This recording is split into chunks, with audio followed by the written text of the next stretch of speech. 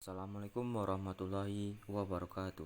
Selamat datang di kawasan Seribu Rumah Gadang, Kabupaten Solok Selatan, Kecamatan Sungai Pagu. Sekilas mengenai kawasan Seribu Rumah Gadang.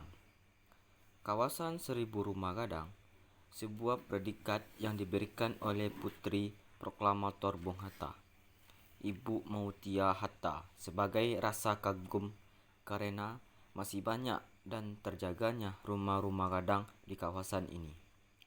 Walaupun tidak benar-benar berjumlah 1.000, tapi kawasan ini memiliki populasi rumah gadang terbanyak dalam satu kawasan di wilayah Sumatera Barat, terutamanya di Kabupaten Solok Selatan, Kecamatan Sungai Pagu.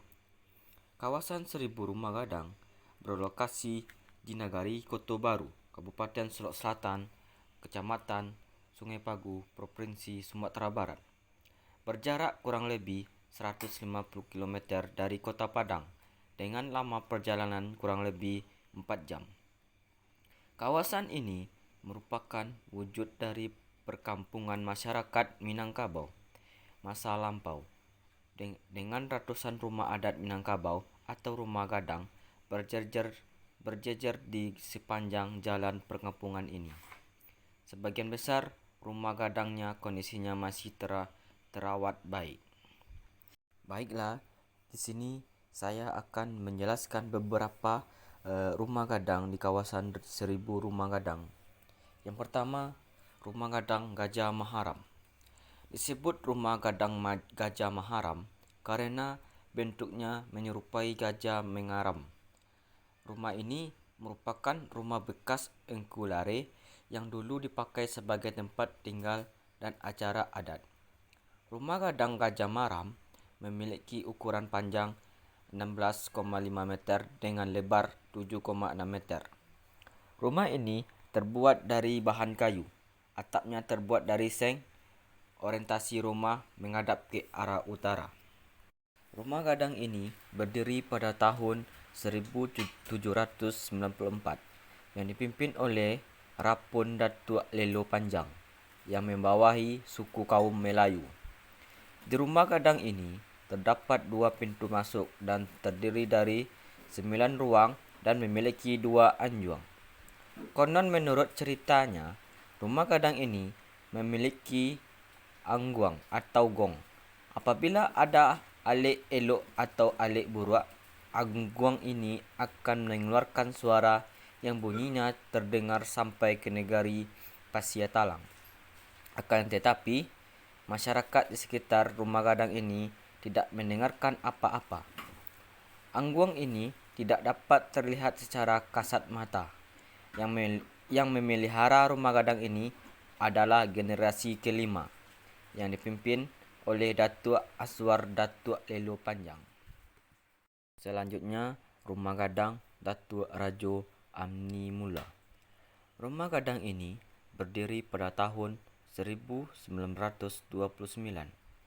Didirikan oleh Khatib Maharajo. Datuk Rajo Amni Mula adalah yang membawa kaum suku Melayu. Rumah gadang ini telah mengalami 1 kali renovasi dan rumah gadang ini termasuk rumah gadang terbesar di kawasan Seribu Rumah Gadang. Sekarang rumah gadang ini dihuni oleh generasi ketiga dari suku Melayu.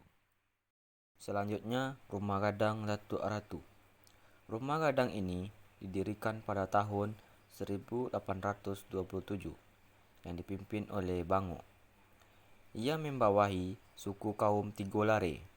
Rumah gadang ini telah dilakukan 1 kali renovasi dan termasuk salah satu rumah gadang yang diukir kali pertama di Tigolare. Rumah gadang tersebut berfungsi sebagai tempat menginap bagi para pelancong yang ingin merasakan sensasi menginap di rumah gadang ini. Saat ini adalah generasi ke-7 dari suku Tigolare yang masih tinggal dan mendiami rumah gadang tersebut. Selanjutnya, Rumah Gadang Datuk Lelo Dirajo. Rumah gadang Datuk Lelo Dirajo dibangun sekitar tahun 1900-an. Rumah Gadang Datuk Lelo Dirajo merupakan rumah gadang yang membawahi suku Sikumbang, dan rumah gadang ini didiami generasi ke-6. Saat ini dikepalai oleh datuk bernama Jalaluddin Datuk Lelo Dirajo. Rumah gadang ini berfungsi sebagai tempat kegiatan adat istiadat. Sejak tahun 2006 bertambah fungsi sebagai homestay. Ini merupakan acara festival ekonomi kreatif dalam pertunjukan musik dan permainan anak nagari